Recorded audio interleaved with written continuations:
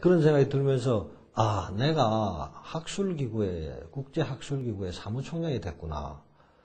그 사람이 꿈이라는 걸 이렇게 마음속에 가지고 있으면 이게 되는 모양이다. 그래서 참 그 기이한 인연이다. 이렇게 생각을 했는데, 어린 시절에 그 부모든 형제든 선배든 어린이에게 꿈을 준다는 것은 사실은 거의 생명을 불어넣는 거다. 그렇게 생각합니다. 그 꿈이 꼭 이루어지지 않더라도 그 꿈을 마음속에 가지고 있는 한 그 어린이는 노력합니다. 그래서 이제 저는 우리 그 제자들이나 뭐 집안의 조카들이나 뭐 얘기를 하는데 애들한테 두 가지 해줘야 된다. 하나는 꿈을 갖도록 해줘야 된다. 그리고 그 꿈이 이루어지는 거를 자꾸 칭찬해주고 자꾸 함께 그 꿈에 대해서 얘기해줘야 된다. 그러면은 그 아이는 노력한다. 그리고 그걸 통해서 그 아이는 부모와 선생님과 사회의 자신에 대한 관심, 사랑을 확인하는 거예요. 그 사랑을 확인하는 아이가 빗나갈 염려는 거의 없습니다. 누구보다 이 국토에 대한 사랑이 많으신 분으로 알고 있습니다. 그래서 국토수를 참 여러 번 하셨죠? 그렇습니다. 뭐 지리학자로서 제가 이제 다른 지리학자들에 비해서 특히 더 강조하는 것은 현장으로 가라는 겁니다.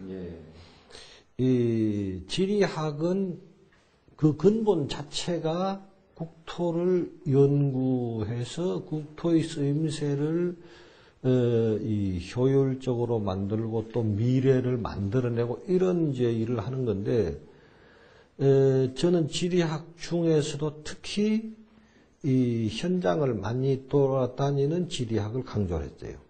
왜 그러냐 하면은 지리학이라는 게 그 사람들이 땅 위에서 살아가는 모습을 이론적으로 그려내는 학문이거든요.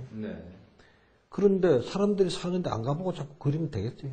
사람들 속으로 가서 함께 느끼고 함께 고통받고 함께 즐거워하고 생각하고 이렇게 하는 과정을 통해서 그 땅의 이치를 찾아내는 과정. 그래서 저는 우리 국토는 뭐 우리 학생들하고도 많이 다녔고요. 여가만 나면은 나갔으니까. 그리고 뭐 헤아려 보지 않았지만 수십 바퀴는 돌았을 겁니다.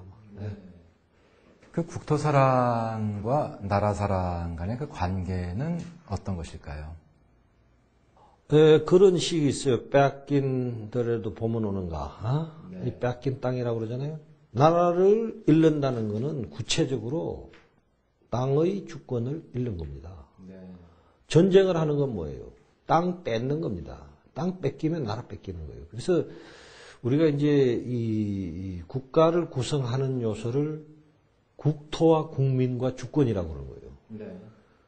그런데 구체적으로 뭘 뺐냐 하면은 국민은 거기 있고 점령해가지고 주권은 뺏어버리면 되는 거고 뭘 뺏는 가 하면 국토를 뺏는 겁니다. 국토를 수복하는 것이 해방되는 것이고 국토를 통일하는 것이 나라가 통일되는 거예요. 국토를 잃어버리면 나라를 잃는 겁니다. 그래서 우리는 사실은 36년간 국토를 잃고 이 사할린으로 하와이로 남양으로 전부 뿔뿔이 흩어져서 고생했던 민족입니다. 그리고 그 세대, 그때 그 국토를 잃었던 세대가 지금도 살고 있습니다. 그러면은 그 국토에 대한 사랑은 사실은 국가니 무슨 뭐 토지니 하는 경제적이거나 정치적인 개념을 넘어서 이것은 그 생존 그 자체이기 때문에 그것을 연구하는 학자로서 뭐 국토에 대해서 사랑을 갖는 건 물론이고 국민도 국토에 대한 사랑이 기초가 되지 않은 애국심이라는 건 난 허구라고 생각합니다. 이것이 바깥으로는 평화고 안으로는 애국이다.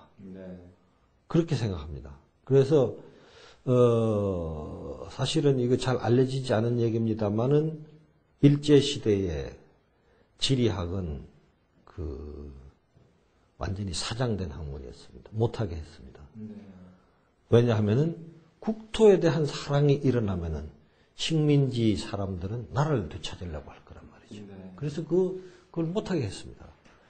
그래서 오랜 역사를 가진 지리학이라는 학문이 해방 후에 신생학문으로 출발하게 됐는데 그 이유는 36년간 완전히 절멸시킨 학문이 되어버렸기 때문에 그랬다. 그래서 오늘날 우리가 이 땅 위에서 이렇게 마음대로 돌아다니고 마음대로 그 일구어서 뭘 경제활동을 하고 죽어서 또 마음대로 그 묻힐 수 있는 것. 이게 크나큰 축복이다. 그렇게 생각하면은 그 애국의 실체가 뭐냐. 그런 걸 느끼게 될 겁니다. 지금 대사님 말씀하신 그 모든 것을 요약을 한다면 그것이 바로 장소의 의미, 뭐 이쯤 될까요? 그렇게 말할 수도 있는데, 제가 이제 그 장소의 의미라는 책을 쓰게 된 거는, 2000년에서 2002년까지 서울대학에 교무처장을 했습니다. 내가. 교무처장 그때 열심히 했어요, 또. 그래, 대학을 개혁하겠다 해서 이제 대학을 세계화시킨다 해서 여러 가지 제도도 바꾸고 해서 열심히 하고, 그 전에 또 세계지리학회 일을 하고, 이래 해가지고, 교무처장을 끝내고 연구실로 돌아가 보니까, 지리학자로서 내가 감이 떨어진다.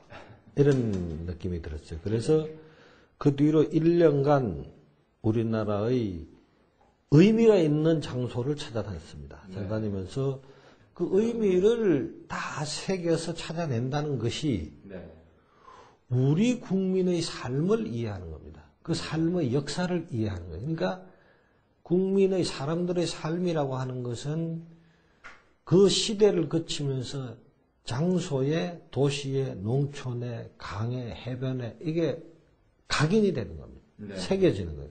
그것을 이해한다는 것은 나라를 이해하는 것이 된다.